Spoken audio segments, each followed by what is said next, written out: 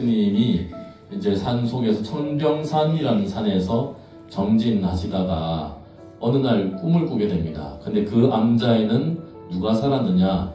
철감 스님과 왕노인이라고 하는 노인을 이 철감 스님께서 기도를 하다가 잠깐 잠드는 와중에 어느 큰 이제 화려하고 멋진 옷을 입은 관세음보살과 같은 부인이 나타나서는 바루를 이렇게 들고 있다가 스님께 전해주는 꿈을 꾸게 됩니다.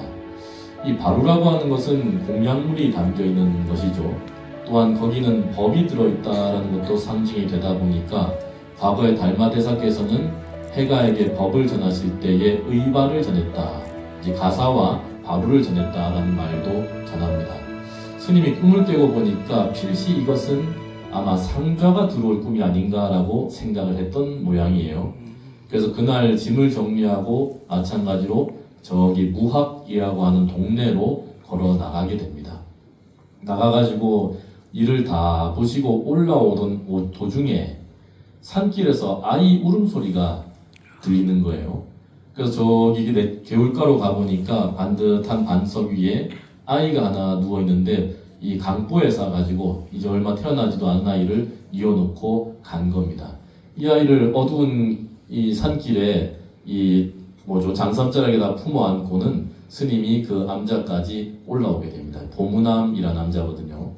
보무남에 올라와가지고는 왕노인과 더불어서 촛불을 켜가지고 아이의 얼굴을 이렇게 보니까 남자아이예요. 근데 이 남자아이가 다른 건 다 괜찮은데 코도 있고 입도 있고 다 있는데 눈이 그냥 감겨 있는 거예요. 이 눈이 보이지 않다 보니까 눈은 뜨고 있는데도 이렇게 손을 해도 아이가 그걸 알아채지 못하는 겁니다.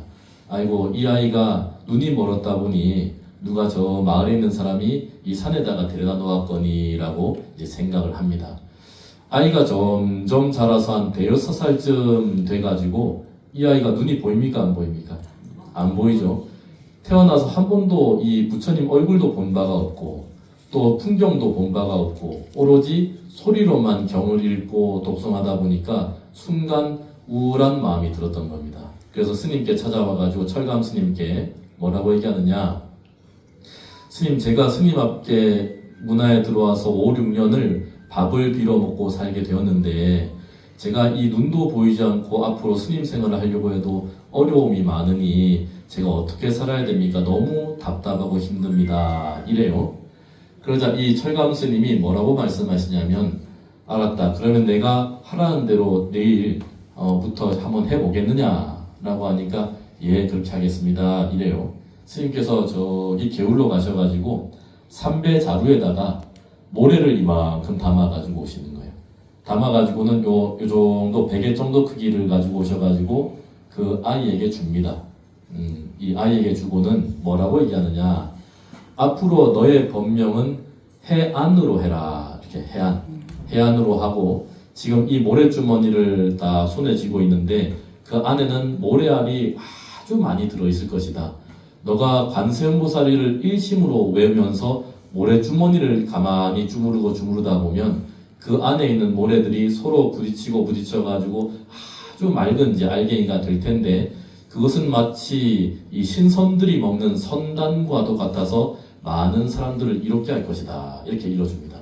그래서 법명을 받은 이 해안이란 이 동자승이 그 자루를 손에 쥐고는 일심불란으로 마음을 한 곳에 모아서 흩어지지 않게 해서 관세음보살을 염합니다. 스님, 얼만큼 해야 됩니까? 앞으로 딱 10년만 하거라. 예, 10년. 몇 살 됐는가요? 한 16, 17, 이 정도 안 되겠어요?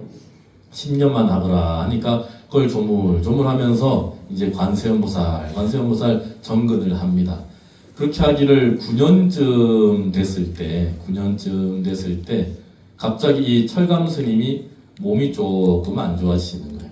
그래가지고 왕노인과 이 마을에 있는 고진사를 불러가지고 내가 이 보문함에 이제 오늘이 열반일이 될 것 같다라고 하고는 그러니까 해안 스님을 잘 모시고 기도를 이어갈 수 있도록 10년 기도를 성취할 수 있도록 하시오, 이렇게 얘기를 합니다. 그리고는 스님께서 열반에 드세요. 이 홀로 남은 해안 스님은 스님께서 시키신 바 10년을 채우기 위해서 그 300주머니에 모래 든 것을 손으로 주물러 가면서 열심히 기도 정진하는데, 아이고 이게 또 설상가상이라고 그 고진사 아시죠? 고진사, 마을에 있는 고진사 거사가 이제 갑자기 병을 앓아가지고 이 의식도 없고 자리에 누워버린 겁니다. 풍이 비슷한 게 온 거예요. 그러자 이 왕노인이 그 사실을 해안 스님께 이야기를 하게 되고, 이 해안 스님은 모래주머니를 들고 와가지고 그 고진사에게 가는 거예요. 가가지고는 방에다가 그 모래를 흩어가지고 쭉 뿌려놓고는 고진사를 그 위에 눕혀놓고, 분명 필시 선단이라고 했으니 효과가 있을 것이다 라고 하고는 일심불란으로 관세음보살을 독송을 합니다. 그러자 하루 밤이 지나고 다음날 새벽녘쯤 되니까 땀을 쭉 뺀 이 고진사가 갑자기 의식을 차리고 말을 하기 시작하는 거예요. 그 병이 다 나아버려요.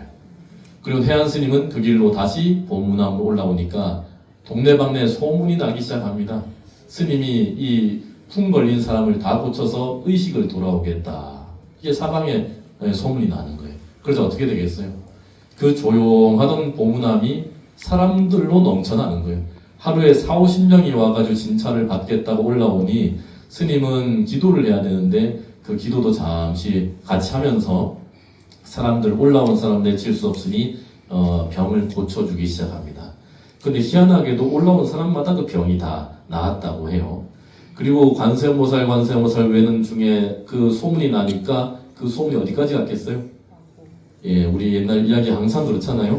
예, 왕궁에까지 그 이야기가 갔는데, 그 궁궐에는 3년 동안 병석에 누운 공주가 하나가 있는 거예요. 3년 동안. 그러자 이 해안 스님이 아주 실력이 좋다라는 말을 듣고는 이 사람을 보내어가지고 스님을 궁궐까지 모시고 오게 됩니다.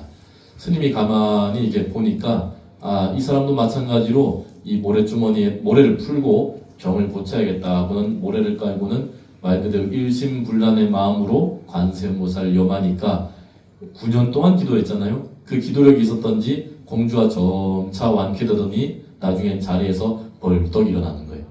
그래서 이 임금이 너무나도 기쁜 나머지 해안 스님에게 뭐라고 하느냐, 여의패라 그러면 이 문양을 새긴 패가 있는데, 이 패를 주면서 스님이 필요하신 것이 있으면 나라의 곳간이든 지방 관아에 무엇이든지 간에 이 패를 보여주면 모든 것들을 다 들어주게 될 것입니다. 그리고 오늘부터 스님 계시는 보문암에는 매년 500석의 쌀을 제가 공양을 올리겠습니다. 이래요.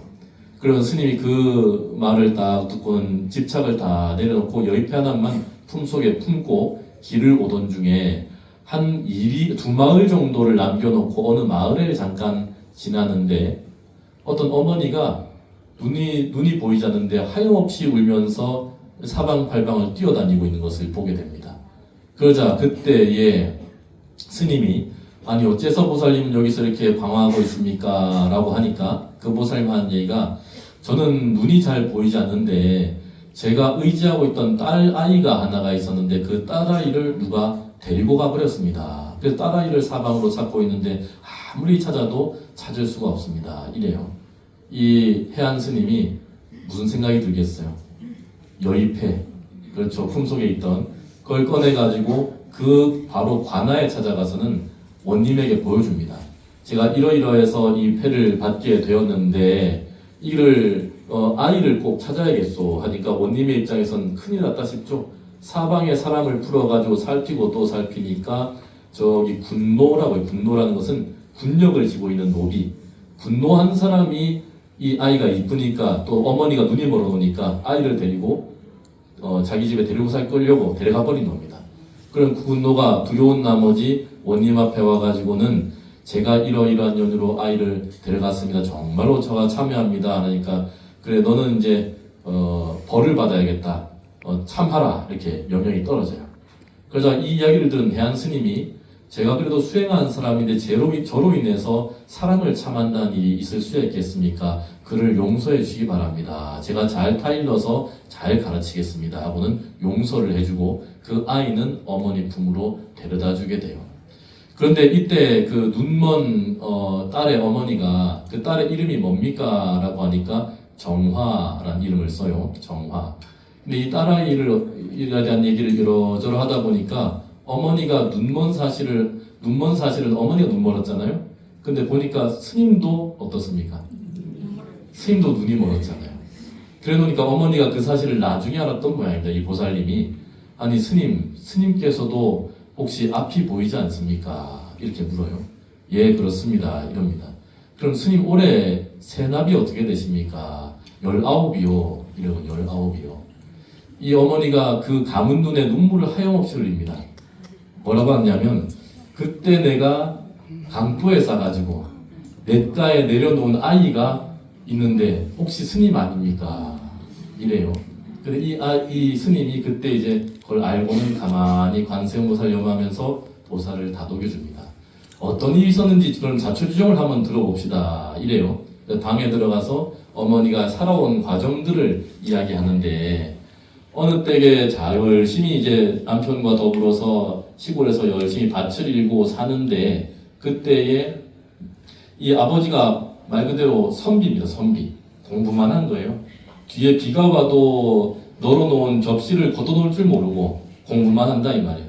근데 과거에는 늘 낙방하니까 그래도 오랜 기간을 두고 공부하는데 아이는 거들떠 보겠습니까? 안 보겠습니까?